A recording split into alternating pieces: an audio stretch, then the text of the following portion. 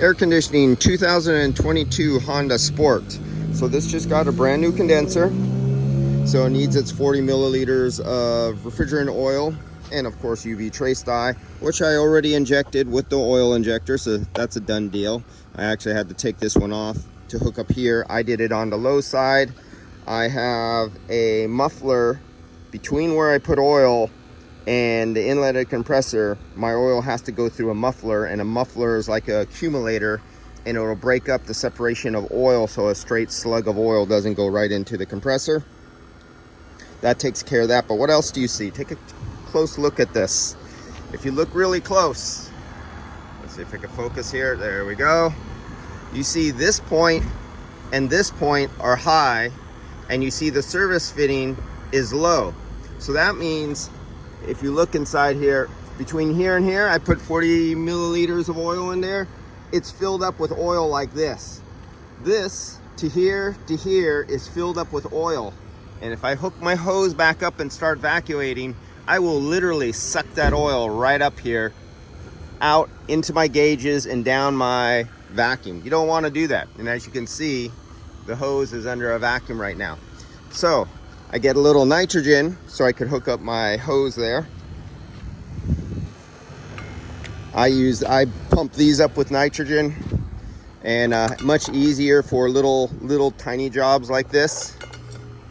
And I take this off. This hose is filled with nitrogen, so I don't worry about exposing, because it was like under 1 or 2 psi positive just in the hose. It's on a ball valve, so I open it up.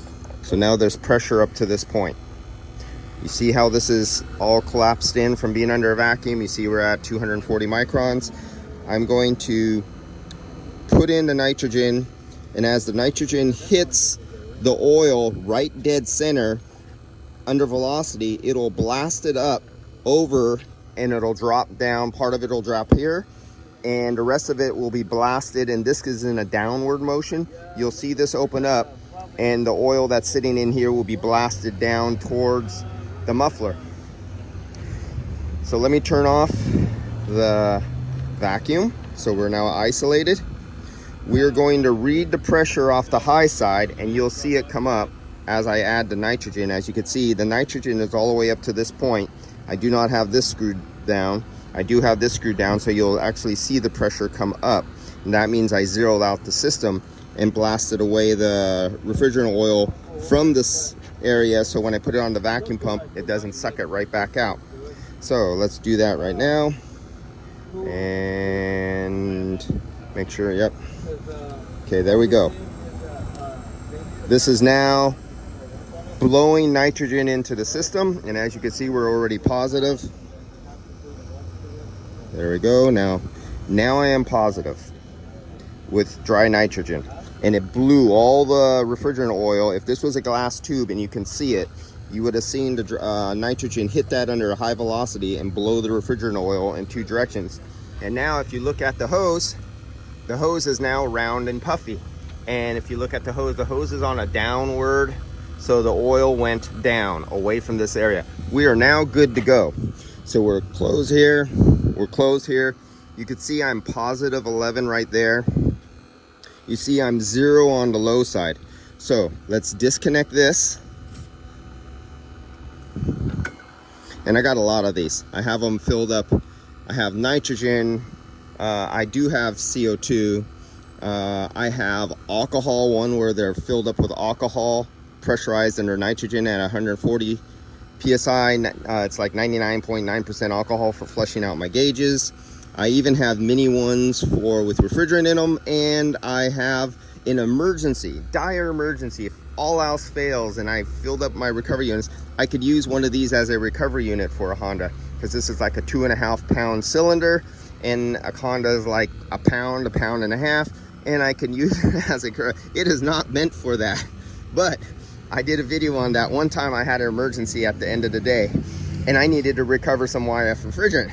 Well, I had one of these nice and empty, and that became my unofficial, non-DOT approved recovery cylinder. And of course, you didn't hear me say that, and you will not repeat what I did. I did what I did because I kind of know what I'm doing. I watch guys on YouTube, a YouTube professor.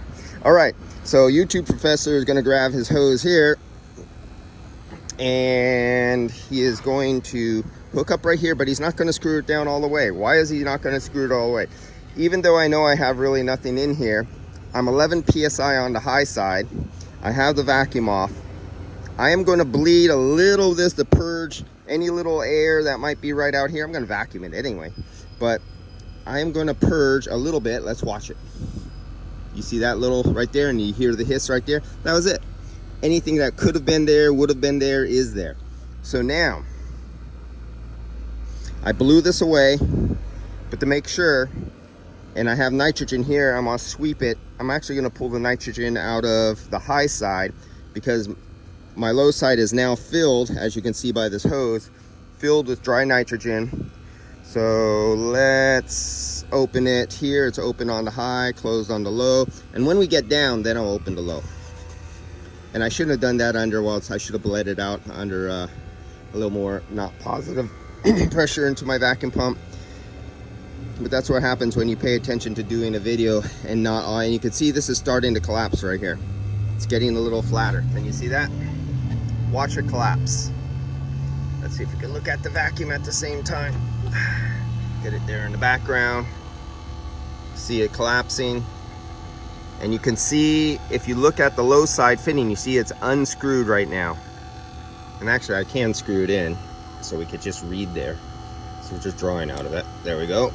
And you see that jumped up just a little bit because there was a little nitrogen inside at 0 psi basically inside the hose, and it just for a fraction of a second. And you can see the hose is getting nice and flat right now.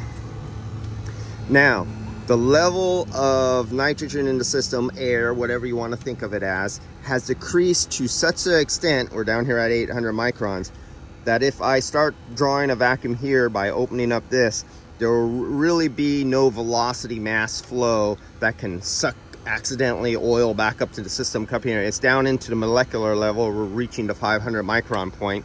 So now I'm going to open up the low side, and I could vacuum from both sides if I want, and go do my paperwork or other vehicles here while I do paperwork.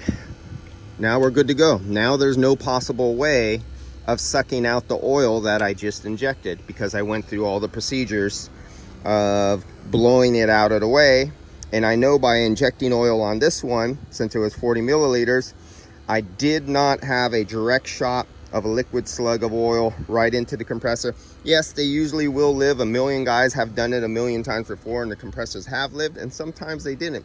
And sometimes they were just partially damaged on a reed valve or something, depending on the amount of oil they did.